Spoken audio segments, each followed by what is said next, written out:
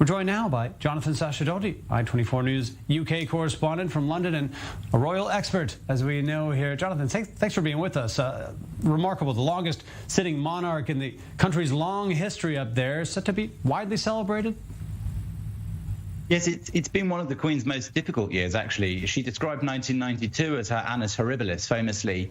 But this must compete with it in terms of Meghan and Harry in Montecito, the Duke of York facing civil sexual assault case, and of course the death of her husband, Prince Philip, who stood by her side all those years.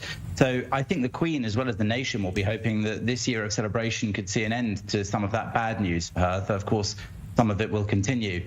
And she wrote in that statement that she released yesterday that today marks the 70th anniversary of her accession in 1952, but that day is one that even after 70 years, she remembers as much for the death of her father, King George VI, as she does for the start of her reign. But she did renew the pledge she gave in 1947 that her life will always be devoted to service. And she says also that she has a sense of hope and optimism about the current year, the coming year, which is, of course, when she will be celebrating with the whole nation that Platinum Jubilee. Now, I understand that Israeli President Herzog has just issued his congratulations to the Queen, as we've been speaking here. But on this whole Queen Consort title for Camilla, the Duchess of Cornwall, since, I believe, 2005, a big deal that she's now coming out and talking about this, and how's it being received? Yes, indeed. President Herzog, President of Israel, said that Queen Elizabeth II has a powerful sense of duty that she's shown over a lifetime of public service.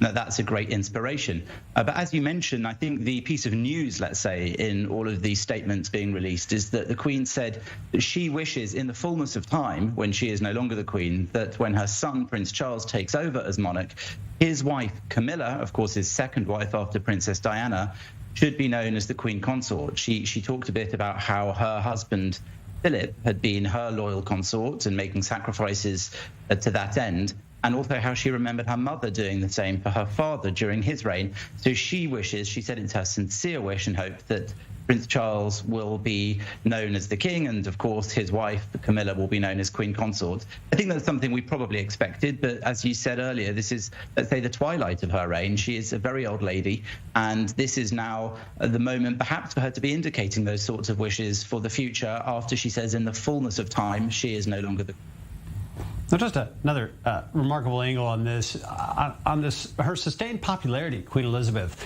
a positive public image for 70 years. How has she done it when so many around the world have simply failed? Well, indeed, the Queen did say that she's very grateful for all that support. She's had all the support and well wishers sending greetings over the year during lockdowns as well, and in fact during her whole reign. And she praised the people of Great Britain and Northern Ireland, and also of the Commonwealth, for their support of her, and that she hoped that would continue for Prince Charles. I think there's something about the system of having a monarchy still. Obviously, it's a little bit anachronistic. It seems old-fashioned and traditional. But as a head of state, she's not elected. She's not there's no sort of fierce battle for elections in a sort of 4-yearly cycle. So she's somebody that pretty much everyone has known as the Queen their whole lives. And I think that's part of what helps them keep the support of the public, along with good PR and doing good deeds and service for the nation, and essentially trying to live up to the expectation that people have of them. As always, thank you for the time and expertise, Jonathan Sacerdoti.